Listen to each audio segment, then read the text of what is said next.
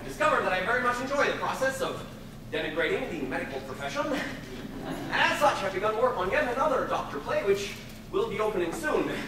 In this one, however, I was to play the role of the doctor himself.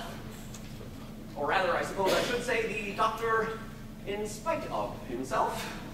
My character, whose name, once again, just happens to be Scamarel, is nothing but a lowly peasant woodcutter who, through a series of misunderstandings, finds himself elevated to the role of doctor. Quickly discovers that he very much enjoys the process of dispensing medical advice at random, all the while giving impromptu examinations to nubile young ladies.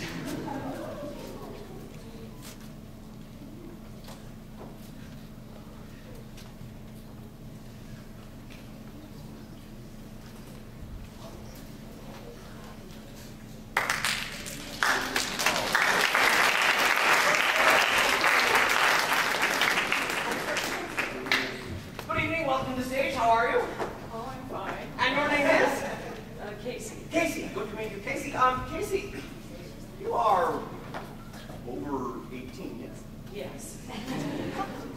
So, in this instance,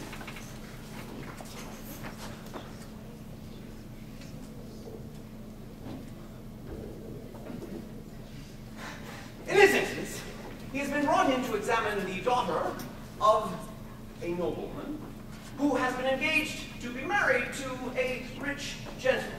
The daughter herself, however, has other ideas, and as such has presented to a sudden inability to speak. The rich fiancé insists that he will not marry the girl until such time as she can speak again. Which always struck me as looking a gift horse in the mouth, as it were. A dumb wife seems to me a double blessing, and the more he who fails to recognize that fact. And so, having performed his examination, Scamarel here renders his diagnosis.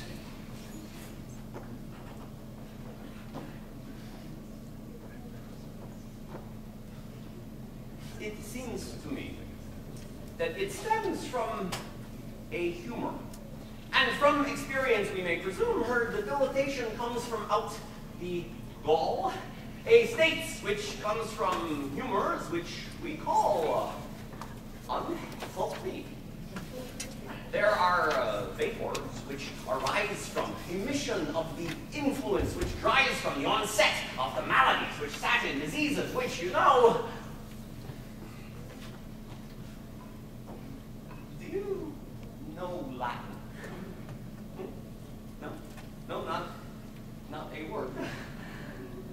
So, vapors by these humors are so stirred and pass from liver's region on the left unto the right, where hearts is left bereft. It happens that the lungs,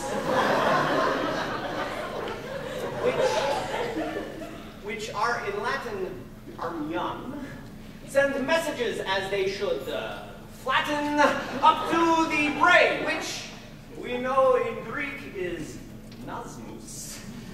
And these messages will speak by virtue of an artery, in Hebrew, kubil.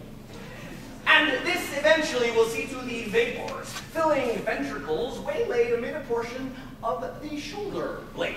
And as these vapors, follow closely, please.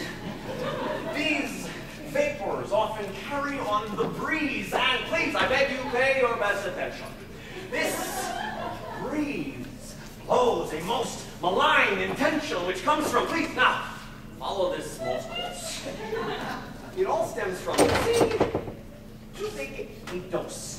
Acidity within the diaphragm forms a concavity, which makes a dam, the edge of which may then begin to feel loose, as liquer pulverinum kipsa milus. And that is why your daughter is now mute.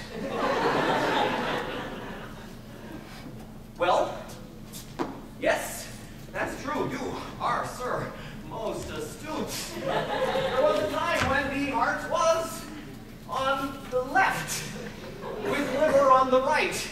You are most deft. And yet, we since have changed that all around. Advances which we've made are